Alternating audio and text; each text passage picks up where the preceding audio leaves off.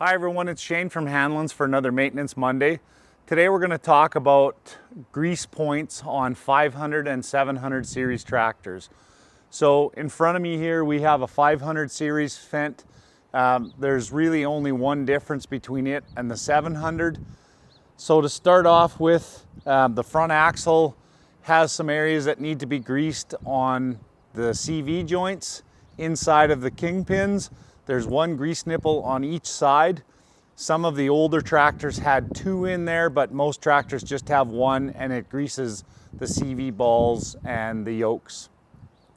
Behind that, you move to the suspension cylinders, which everybody knows where they are. There's a grease zerk on each of the suspension cylinders on a 700 and on the single suspension cylinder on the 500. As well, there's a grease nipple in on the main pivot of the axle. If you get to the bottom of it, you can see that pivot, and it's in the same place on all of those series of tractors. That's basically it for the front. We'll move around to the back and go through the back as well. So at the back of the tractor, there's 8 nipples that we'll go through. There's one on each of the lift cylinders.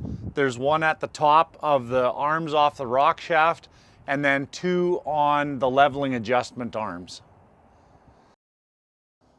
Hopefully that helps you out. Thanks for watching.